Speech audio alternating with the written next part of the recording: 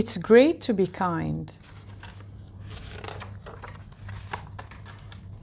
Good morning, everyone, said the lion with a roar. The children laughed. They knew it was just their teacher, Miss Clayton, in a costume. Welcome to dressing up day, Miss Clayton said in her usual voice. Please take it in turns to tell us about your costumes. Carly showed off her dragon costume. Emily said, I like your spiky tail. Thanks. I made it myself, Carly replied. Jack spun around so everyone could see his superhero cape. My dad sewed this from curtains, he said proudly. If anybody wants to try it on, they can. Connor went next. He put a golden crown on his head. I am a king, he said. I know all about kings. That's a fabulous costume, Connor, said Miss Clayton. Thanks, said Connor. He thought to himself, I'm going to love being a king. Kings are in charge of everything. Soon, it was time for reading group. Connor saw Jack reading a book about wolves. I want that book, Connor demanded.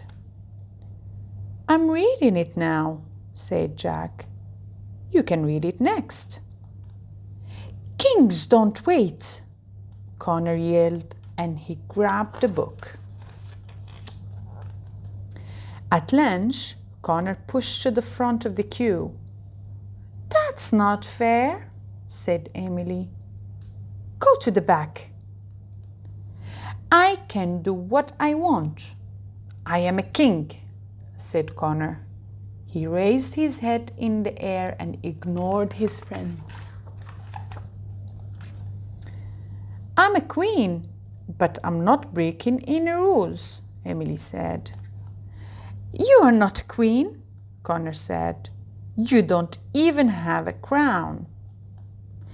Emily burst into tears. It's okay, Emily, Abby said.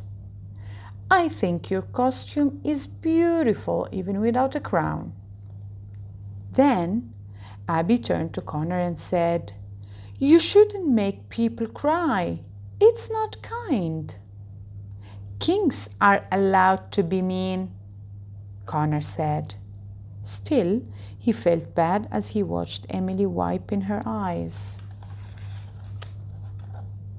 After lunch, Miss Clayton asked the class to split into groups to make finger paint pictures. Everybody teamed up. Thea with Sean and Carly, Ryan with Abby and Sophie, and Jack with Emily. Connor was the only one without a group. He felt sad and lonely. Connor, you can work with Jack and Emily, Miss Clayton said. Why didn't you pick me? Connor asked Jack and Emily. I thought we were friends. We are friends, Jack said. But you're not being very kind today. I'm just doing what a king does, Connor said, frowning. Who says kings can't be kind? Emily said. And anyway, you're not a real king. Connor shrugged. His face felt hot and his stomach was in knots. Emily and Jack moved to a different table. Connor realized he'd been unkind and bossy all day.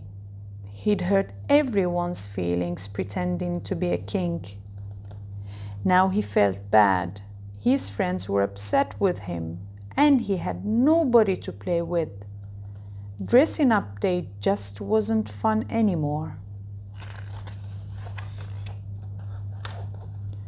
Connor walked over to Jack. "I took the book you were reading," he told Jack. "That wasn't kind, and I am sorry." He handed the book to Jack and said, "Next time I'll wait for my turn." "Thanks," Jack said.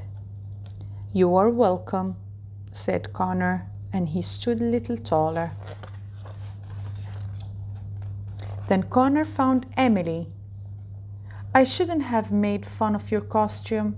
I'm sorry," Connor said. "This is for you." He gave his crown to Emily. Emily clapped her hands with delight. "It goes with my costume," she said as she put it on. "Thank you.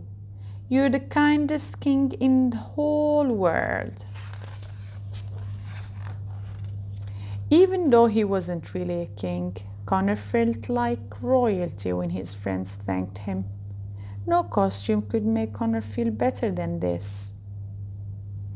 It felt good to be kind. Now his friends were happy, and so was he. The end.